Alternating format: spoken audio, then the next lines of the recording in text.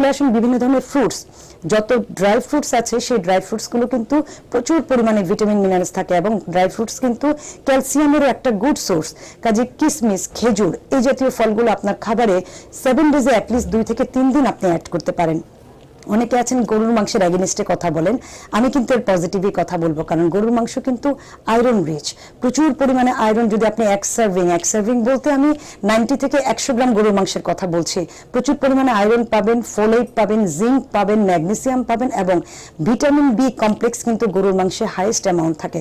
কাজে পুরো সপ্তাহের অ্যাটলিস্ট 1 থেকে 2 দিন প্রত্যেক গর্ভবতী মা তার খাদ্য তালিকায় কিন্তু গরুর মাংস রাখতে পারেন। কেউ যদি সরাসরি মাংসটাকে খেতে না পারেন, সে চেষ্টা করবেন যে কাবাব করে, কিমা করে, বিভিন্নভাবে খাবারটাকে অর্থাৎ মেনু প্ল্যান করে করে এই খাবারটাকে আপনার খাদ্য তালিকায় অ্যাড করার জন্য। এবং প্রতিদিন আপনার খাদ্য তালিকায় চেষ্টা করবেন যে বিভিন্ন ধরনের একটু স্যুপ ম্যানেজ করার জন্য, যেমন মিষ্টি কুমড়া